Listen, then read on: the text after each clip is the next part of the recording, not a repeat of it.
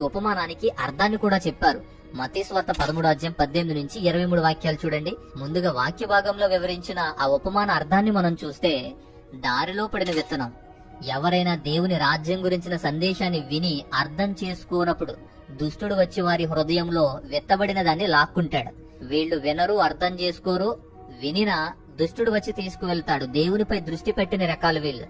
ఇక రెండవది రాతి నేల మీద పడిన విత్తనం గురించి. వాక్యాన్ని విని వెంటనే దానిని సంతోషంగా స్వీకరించే వ్యక్తే, కానీ కొద్ది కాలం మాత్రమే ఉంటారు. ఏదైనా ఇబ్బంది వస్తే త్వరగా వైదొలిగిపోతారు. వీళ్ళు వింటారు గాని వదిలేసే టైపు. అవసరం ఉంటే వస్తారు, ఏదైనా సమస్య అనిపిస్తే వెళ్ళిపోతారు. అబద్ధాలు, ఫేక్ న్యూస్లు, కొద్ది రోజులు హడావిడి చేసే టైపు, అంతే త్వరగా మళ్లీ కోల్పోతారు దాన్ని. ఇలాంటి హడావిడి మనుషులే నేటి కాలంలో కూడా ఎక్కువ ఉన్నారు.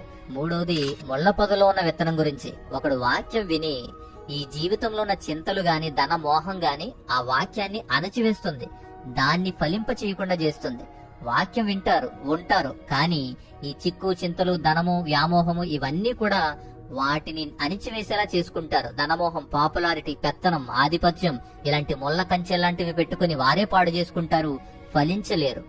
ఇక నాలుగోది మంచి నేల మీద పడిన విత్తనం. వాక్యం విని దాన్ని అర్థం చేసుకునేవాడు, ఇతనే పంటను పండించేవాడు. ఇక్కడే పంట పండుతుంది, ధాన్యం వస్తుంది. వెనక నాటిన దానికంటే 100, 60, 30 రెట్లు దిగుబడి వస్తుంది. వాక్యం